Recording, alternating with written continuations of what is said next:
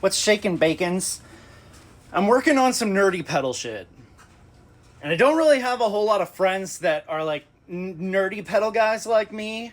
So I'm hoping that this the algorithm works for me and shows this to other guys who do nerdy shit. Other guys and gals. Sorry, I don't mean to be like gender shitty. So I'm going to show you what I'm doing. And you better like it. And share it with your friends who are nerds. So there's this fuzz circuit that I really like to build. They originally took this from like the EQD Bose, but to be honest, I don't even think that this is an EQD original. This is just like a one knob fuzz that there are a bajillion different versions of, and even I have changed this to work the way that I want it to work, so I guess I can call it mine now. It is whatever. I'm not a pedal manufacturer, but I do build some and I do sell some here and there because it's a lot of fun.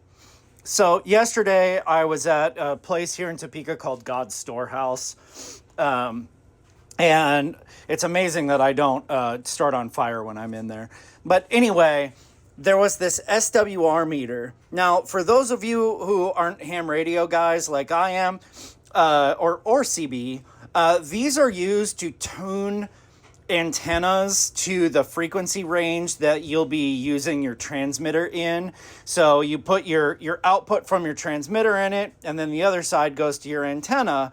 And you can use this to figure out what your reflected sine waves are to help you tune the length of your transmitter antenna so that you're getting like the maximum amount of outward propagation, basically. So anyway, I don't do a lot of ham radio stuff these days. I'm too busy with other stuff. Anyway, I was like, for $4, this would be the coolest one knob fuzz pedal, and it already has a switch inside for the thin fat switch that is in this circuit.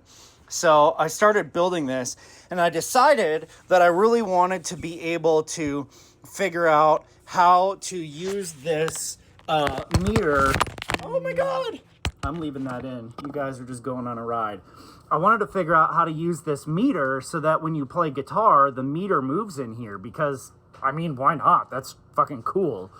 So I used my signal generator and my multimeter, and what I did was I injected the signal into the outside of this germanium diode and the negative to the other side of the meter, so that this would rectify the sine wave so that I was getting just the positive half, which is what this meter wants to see.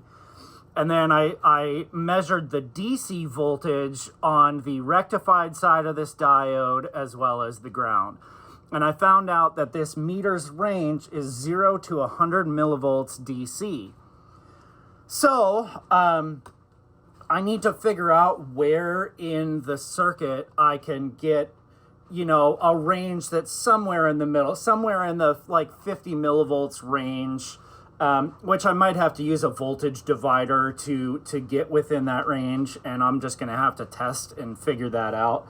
But what I'm going to do right now is I have, for really simple circuits like this, I like to just use like the type of turret board you'd use in an amplifier build.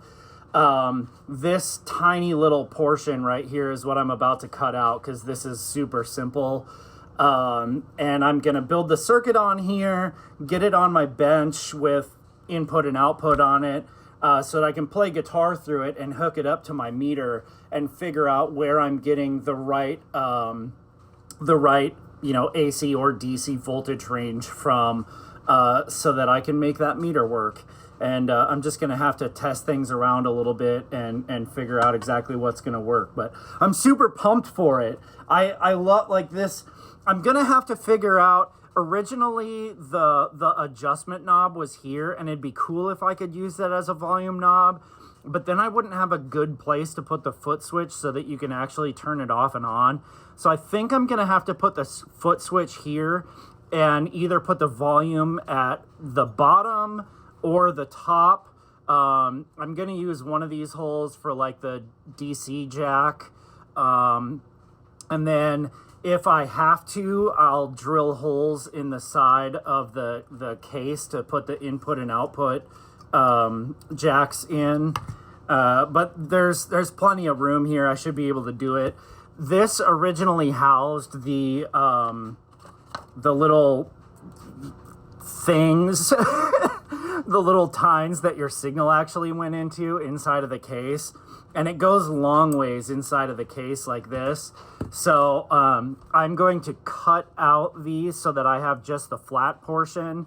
And I will mount my turret board directly to that. And it'll be a nice solid mounting point within the case so that nothing's moving and all that. So I'm just super excited about it. And I only have so many people I can talk about this stuff with. So share this with your nerdy electronics friends, because other people need to be nerdy with me. Anyway, that's it. Everybody have a good weekend. I'm going to a little get together tonight and hoping to have some cold beverages and some tasty food. So that's it. See you later.